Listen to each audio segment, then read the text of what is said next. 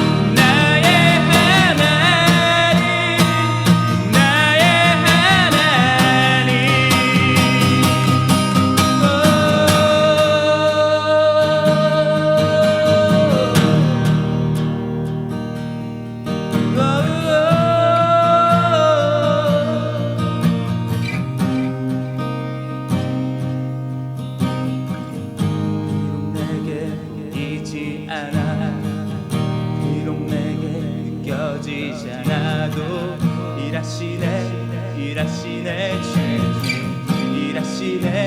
일하시네 주님. 비록 내게 이지 않아도, 비록 내게 껴지지 않아도 일하시네 주님, 일하시네 비록 내게 보이지 않아도, 비록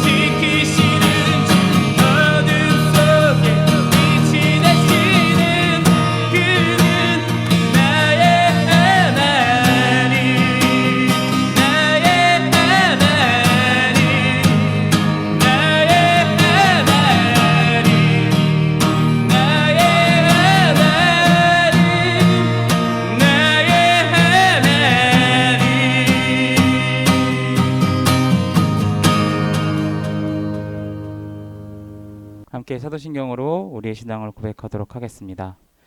나는 전능하신 아버지 하나님 천지의 창조주를 믿습니다. 나는 그의 유일하신 아들 우리 주 예수 그리스도를 믿습니다. 그는 성령으로 잉태되어 동정녀 마리아에게서 나시고 본디오 빌라도에게 고난을 받아 십자가에 못 박혀 죽으시고 장사된 지 사흘 만에 죽은 자 가운데서 다시 살아나셨으며 하늘에 오르시어 전능하신 아버지 하나님 우편에 앉아 계시다가 거기로부터 살아있는 자와 죽은 자를 심판하러 오십니다. 나는 성령을 믿으며 거룩한 공교회와 성도의 교제와 죄를 용서받는 것과 몸의 부활과 영생을 믿습니다. 아멘. 오늘은 현희은 학생이 우리를 위해 기도 인도해 주시겠습니다. 제가 대신 읽도록 하겠습니다. 사랑의 하나님, 오늘도 우리를 예배의 자리로 부르심을 감사합니다. 우리가 드리는 예배를 기쁘게 받아주시길 원하고 기도합니다. 언제 끝날지 모르는 막막한 상황 속에서 지치지 않고 늘 주님을 경외하며 신뢰하는 우리 친구들 되게 하여 주시고 온라인 예배를 드리는 친구들도 우리의 시간을 하나님 앞에 잘 구별하여 드릴 수 있도록 인도해 주시옵소서. 늘 하나님의 자녀로서 구별되어 거룩하게 살아가게 도와주시고 우리의 삶의 목적이 주님의 영광을 위해 살아가야 하는 것임을 알며 주님의 말씀으로 하루하루를 승리하며 사는 우리 중고등부 친구들 될 수 있도록 은혜 베풀어 주시옵소서. 학업과 친구관계, 시험과 진로 문제 등 많은 고민이 있을 텐데 모든 일의 주관자이신 하나님께서 우리 친구들의 아픔과 고민들 우리의 마음 다 아시오니 우리 아이들 따뜻하게 위로해 주시고 늘 동행하여 주시옵소서. 시험도 앞두고 있습니다. 성실하게 잘 준비하게 도와주시고 우리 친구들 건강하게 지켜주시옵소서. 예비를 위해 말씀을 준비하시는 전도사님께도 늘 주님의 사랑과 은혜가 함께 하시길 기도합니다. 진리의 말씀을 우리에게 가르치실 때 부족함 없도록 주님께서 늘 채워주시옵소서. 오늘도 이 예배를 통해 하나님의 사랑을 더 깊이 깨닫길 원하며 거룩하신 예수 그리스도 이름으로 기도합니다. 아멘. 함께 찬송가 50장 1절만 부르시면서 준비하신 예물 하나님 앞에 올려드리도록 하겠습니다.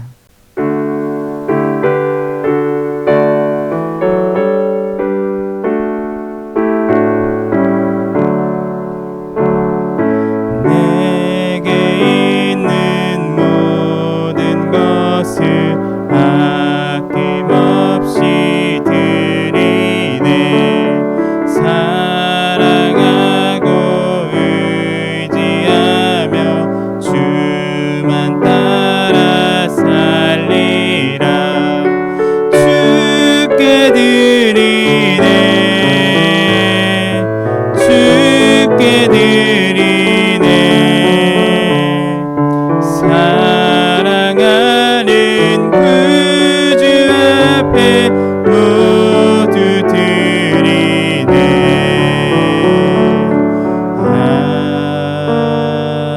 아멘. 네, 말씀 보도록 하겠습니다. 오늘 주신 하나님의 말씀은 로마서 1장 11절 말씀입니다. 로마서 1장 11절 말씀입니다. 제가 읽도록 하겠습니다. 내가 너희 보기를 간절히 원하는 것은 어떤 신령한 은사를 너희에게 나누어 주어 너희를 견고하게 하려 함이니. 아멘. 이제 로마서의 말씀을 계속해서 쭉 함께 좀 살펴보고 나누고자 합니다.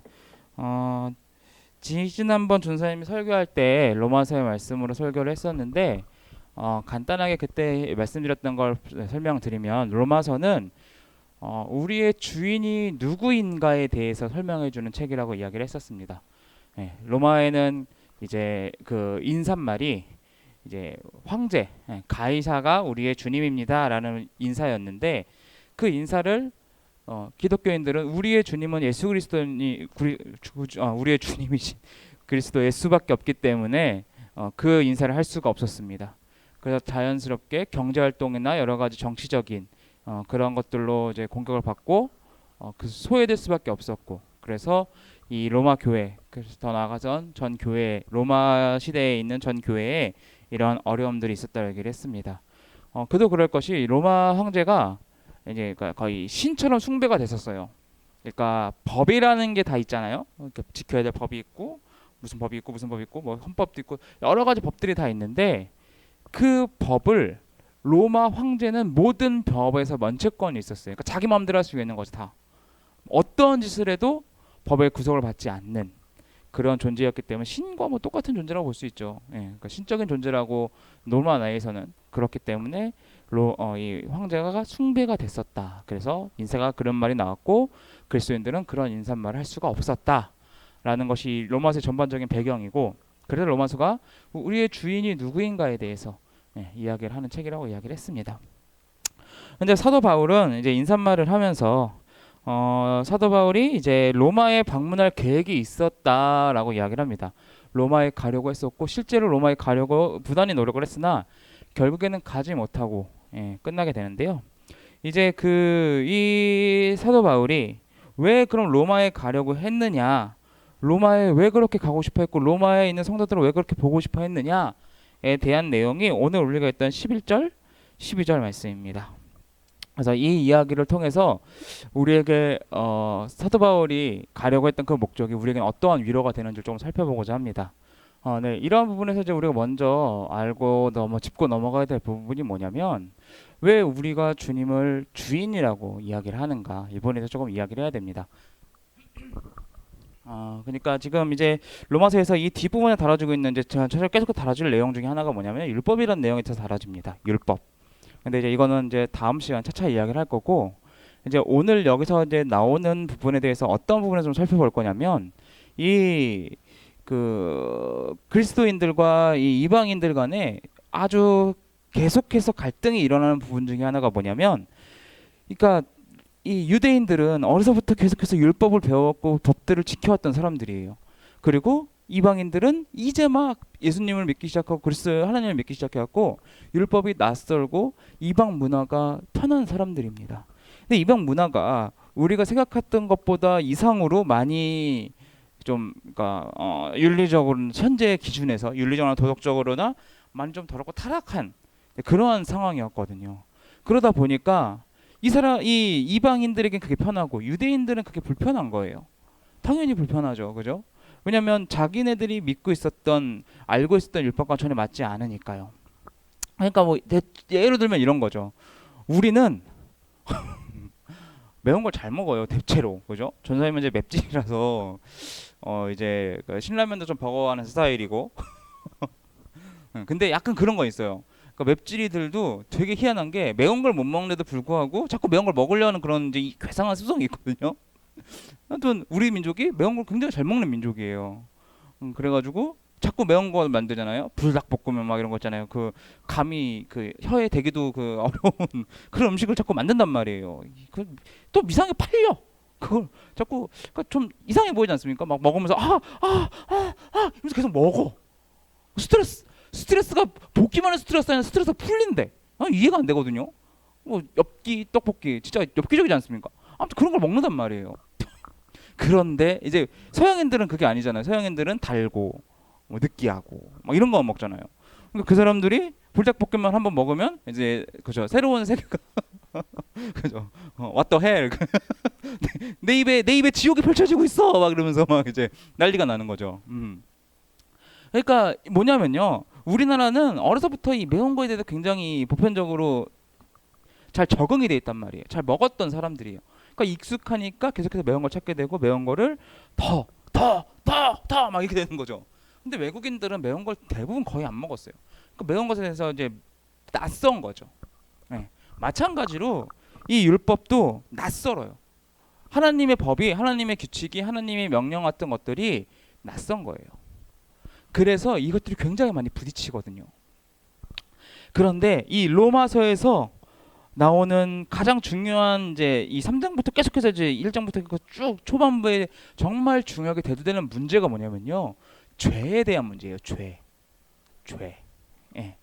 그러면 유대인들 입장에서 볼 때는 이방인들은 때려 죽일 놈들이잖아요, 그죠? 율법도 안 지켜, 못 지켜, 잘 아는데 못 지켜. 그죠? 그러니까 우리가 생각해도 그렇잖아요. 모르고 했으면 그나마 좀 정상 참작, 그죠? 예. 근데 알고도 그랬으면 이거는 여지가 없죠. 그냥 빠따를 맞아야죠. 그런데 그게 아니라 이 사람들은 율법을 알아. 가르쳐줬으니까 알 거 아니에요. 그럼 안 돼. 그럼 안 돼. 아는데 그게 익숙하지 않아서 잘 못 지키는 거예요. 그러니까 유대인들 입장에서는 와 이것들 진짜 완전 쓰레기구만 이렇게 되는 거죠. 이렇게 그러한 상황 속에서 사도 바울이 이제 이야기를 하는 거예요. 죄란 무엇이냐에 대해서. 그거를 이제 어떠한 방식으로 풀어가냐면 헬라적인 방법으로 풀어가요. 자, 그러니까 헬라적인 부분은 죄는 우리가 생각하는 죄랑 조금 달라요. 그러니까 이 바라보는 시각이 다른데 어떻게 다르냐면 자 이제 살펴봅시다. 자, 우리가 진리라고 해요. 진실, true의 진실의 반대말은 뭐죠? 대부분 그러니까 현대에서는 이걸 다 거짓이라고 이야기를 해요. 그죠? 근데 헬라 사상에서는 그러니까 이 당시의 사상에서는 진리의 진실의 반대말이 거짓이 아니에요. 그러니까 진리랑 이 당시의 동의어가 진실과 동의어가 뭐냐면 현상, 눈에 보이는 눈에서 보이고 벌어지는 일들이 동의어거든요.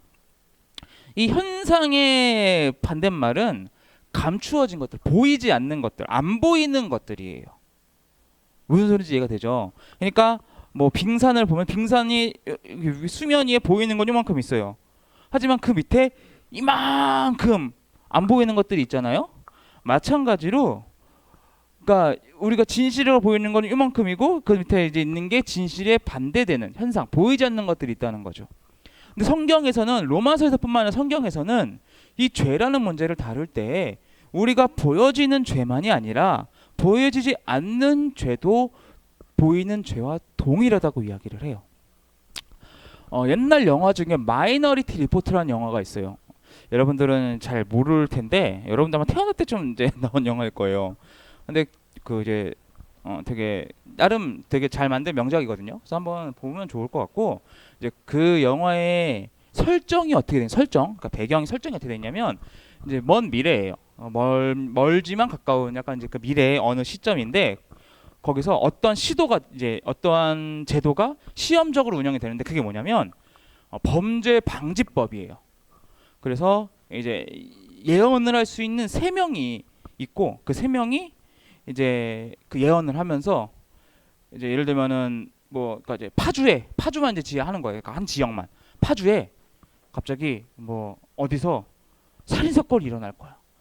그래서 영화에서는 어떤 장면이 나오냐면 맨 처음에 이제 그 남편이 집을 이제 일을 나가거나 이렇게 나가잖아요. 외출을 하는데 그 사이에 여자가 이제 바람난 남자랑 이렇게 집에 들어갔고 이제 애정감각을 벌이고 있는 거죠. 근데 남자가 뭘 놓고 왔어. 나갔다가 다시 들어와서 봤더니 남자랑 애정감을 벌이고 있는 거야. 그래서 그거를 분을 못 이기고 이제 칼로 이 여자를 죽이는 그거를 예언자가 본 거예요. 예언자 3명이서. 그래서 그게 이제 살인 사건이다 이거 막 해갖고 사람들이 어디냐 막 찾아갖고 거기를 갔고 칼로 이제 딱 죽이려고 하는 순간 전에 탁 들이닥쳐갖고 탁 맞고 그 사람을 이제 맞게 된다는 거죠. 그리고 그 사람에게 씌워지는 죄명이 뭐냐면 살인죄예요. 살인죄. 그러니까 이 사람은 살인이 벌어지지 않았어요. 그리고 살인이 막혔어요. 하지만 살인죄로 감옥에 수감되게 돼요. 그러니까 이게 이제 이 문제가 옳으냐 그르냐는 이제 우리가 현대 시대에서 윤리적으로 파악할 문제고 이거를 성경적으로 바라봤을 때는 이보다 더 죄에 대해서는 엄격하다는 게 성경인 거예요. 여기서는 막지 않았으면 벌어질 일이었어요. 미래였죠.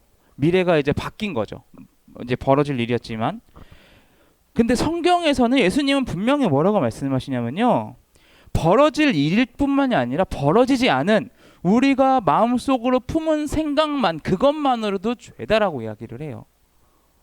남의 것이 너무나 커 보이고 남의 것이 너무 좋아 보여서 그거를 탐해서 저거를 훔칠까? 가질까? 더 갖고 싶다. 어떻게 하면 뺄 수 있을까? 안 되겠지라고 생각만 해도 죄라는 거예요. 누구를 미워하고 누구를 시기해서 저 죽여버릴까? 라고 생각만 해도 죄라는 거예요. 어떤 여성을 보고 어떤 남성을 보고 어떤 이성을 보면서 에스라인 막 이렇게 해서 이 속에서 음욕만 이렇게 돼도 죄라고 얘기를 하는 거예요.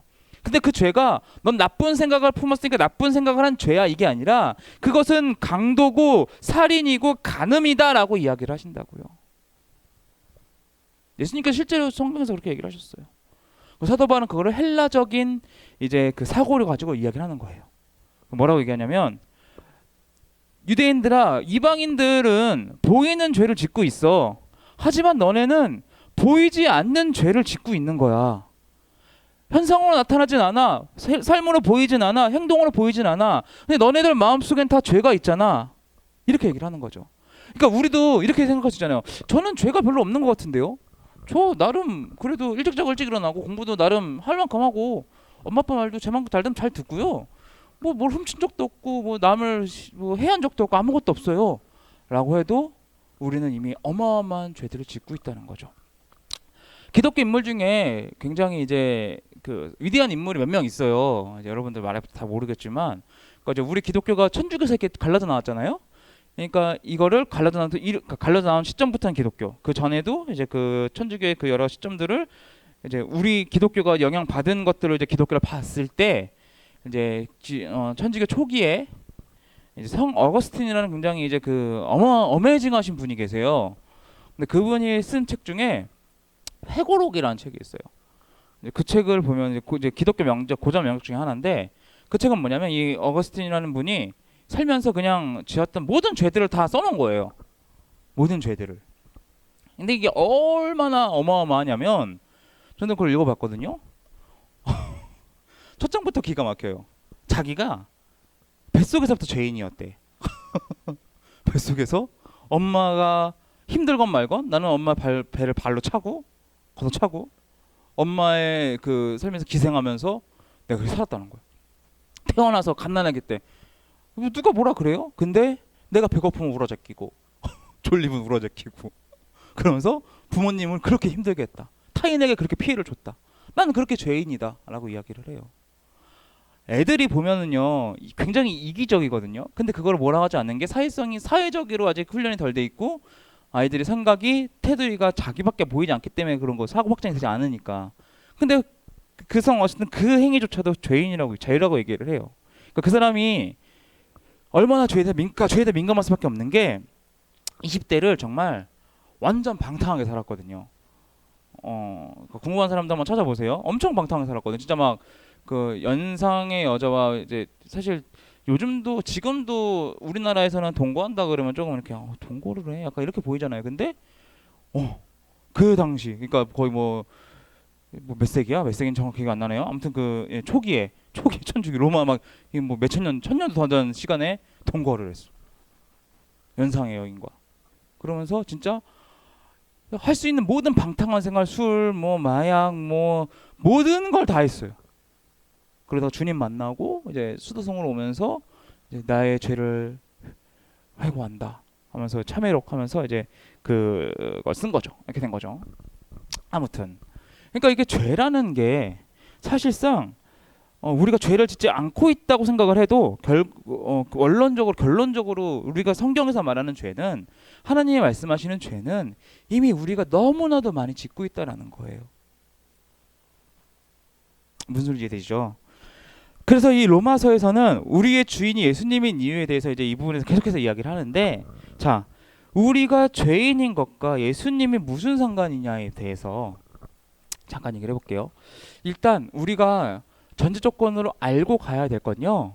십자가, 그러니까 우리가 구원을 받는다고 얘기를 하잖아요. 주님을 믿으면, 예수님을 믿으면 구원을 받는다. 이거는 공짜가 아니에요. 네, 공짜가 아니에요. 이거는 정확하게 알고 가야 돼요.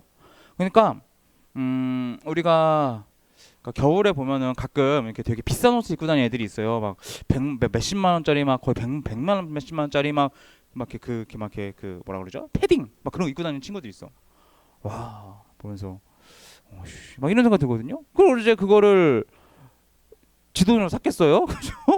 뭐 세뱃돈 샀어도 그게 지 돈입니까? 네, 그죠? 세뱃돈 뭐 그죠? 예, 아무튼 세뱃돈은 지 돈이 아니고 그죠? 그것도 다 이제 엄마 아빠의 돈이 나와서 생각하시면 돼요. 이 경제적인 논리를 조금만 배우면 이건 내 돈이 아니라 엄마 아빠가 나에게 용돈 준 것과 다름이 없구나라고 생각하시면 되거든요. 자, 그러면 이거를 이제 받았단 말이에요.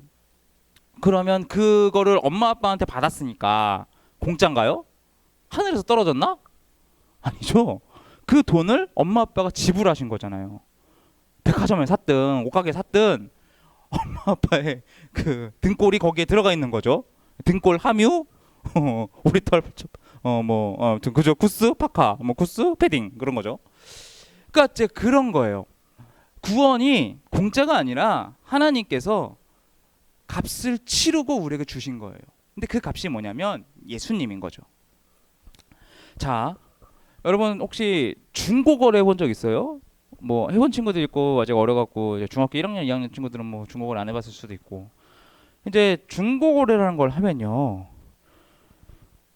이제 내가 필요한 물건 이제 남이 쓰던 걸 사는 거잖아요. 근데 중고거래를 보통 대부분은 내가 필요한 물건을 싸게 사기 위해서 해요.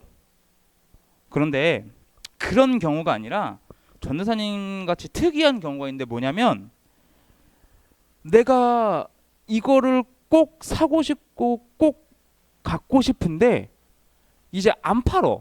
새 거는. 그런 게 있어요. 전도사님 이제 악기를 좋아하거든요. 기타를 되게 좋아하는데 지금은 이제 뭐 이제 다 팔았지만 옛날에는 되게 막 이제 그런 거 잘 많이 썼단 말이에요. 근데 이제 기타가 안 팔어. 그게 그 회사가 미쳤었어요. 그 잘 나가는 거를 그냥 단종시키고 막 이상한 모델만 계속 내놨거든요. 깁슨이라는 되게 유명한 회사인데 그 기타가 안 파는 거예요. 이제 안 나와 그 모델이. 근데 그 소리가 너무 영롱하고 이 그냥 나라랑만 해도 이 신금을 울리고 이렇게 그 마음을 따뜻하게 하는 그런 소리여갖고 그거를 구하기 위해서 장터라는 곳에 이제 중고거래하는 매복해갖고 이제 언제 뜨나 그걸 했던 적이 있거든요. 단종이 되고 그게 인기가 많으면 원래 새 거의 가격보다 더 비싸게 팔려요. 그죠? 실제로 이제 악기 같은 것도 옛날 막 1900 이제 기타에 대해서 좀 아시는 분 아시겠지만 이 프리워라는 모델이 있어요. 그러니까 세계대전, 2차 세계대전 전에 만들어진 모델은 집 한 채 가격 정도는 될 거예요. 전세 가격은 되겠다. 전세 가격은 정도는 될 거고 진짜 비싼 건 집 한 채 가격도 돼요. 상태가 좋은 건. 네. 그러니까 이제 그 정도로 희귀하고 상태가 좋은 것도 얼마 없는 이제 그런 거죠. 아무튼 이제 그런 이렇게 가격이 올라간단 말이에요. 가격이 올라가도 그거밖에 그 사람한테밖에 살 수가 없잖아요. 그때 그 사람이 팔려고 할 때 그때만. 그러니까 이거를 꼭 사고 싶은 거죠. 근데 중고 거래를 할 때 보통은요, 이제 사람이 이제 중간에서 택배 거래는 빼고 택배 거래는 이제 그죠? 내가 분명히 아이폰을 샀는데 열어보니까 아이 벽돌이 있을 수도 있고 이렇잖아요. 그래서 이제 꼭 중고 거래는 이제 직거래로 직거래를 만나서 하는데 이게 만나려면 그 사람 시간을 맞아 내 시간도 맞아야 되잖아요. 근데 학교 가야 되는데 아침 10시 하시죠. 이렇게 하면은 내 학교 빠지고 그 물건 사러 갈 수는 없잖아요. 그래서 이제 그거 맞추다 보면 며칠이 소요가 돼요. 근데 이 중고 거래를 많이 해본 사람은 알 거예요. 잘 이제 전선생님 좀 많이 해봤거든요. 맞기 때문에 이게 산다는 사람이 언제 마음을 바꿔서 안 살래요 이렇게 할지 몰라요. 그래서 대부분 그 3일 뒤에 만나시죠 얘기를 하고도 지금 당장 갈 수 있습니다 막 이러면서 이렇게 하면은 그냥 거기다 팔아버리거든요. 특히나 이제 그러니까 이제 단종된 건데 그 사람한테밖에 없는데 내가 꼭 사고 싶은데 인기가 많어. 그러면 어떻게 해야 되느냐? 근데 시간이 3일밖에 안 돼. 어떻게 해야 되느냐? 계약금을 거는 거예요. 사장님, 제가 3일 뒤에 꼭 살 겁니다. 근데 말로만 꼭 산다고 해봤자 아니 다 3일 전 타면 되고 죄송한데 저 오늘 못 갈 것 같은데요. 나중에 다음 사람한테 거래하시죠. 이렇게 되는 경우가 화두하단 말이에요. 그러니까 어떻게 하냐면 계약금을 건다는 거죠. 뭐 200만 원짜리다. 그러면은 사장님 제가 10만 원 계약금 걸겠습니다. 계약 파기되면 사장님 그냥 가지시면 됩니다. 제가 꼭 살 겁니다. 이렇게 하는 거죠. 계약금이라는 걸 보통 걸어요. 그래서 진짜 내가 사고 싶을 때 그러니까 안 사면은 10만 원이 날아가는 거니까 무조건 사겠다라는 의미는 똑같죠.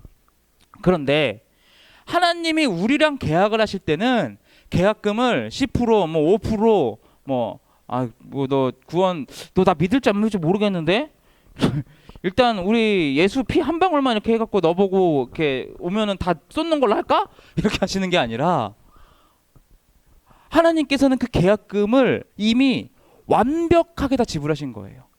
내가 3일 뒤에 가서 할 건데 200만 원짜리예요. 제가 200만 원 다 낼게요. 라고 이미 냈다고요. 그러면 이 200만 원을 냈으면 이 사람이 안 사겠다는 거예요? 안 살 가능성이 0.1%라도 있을까요?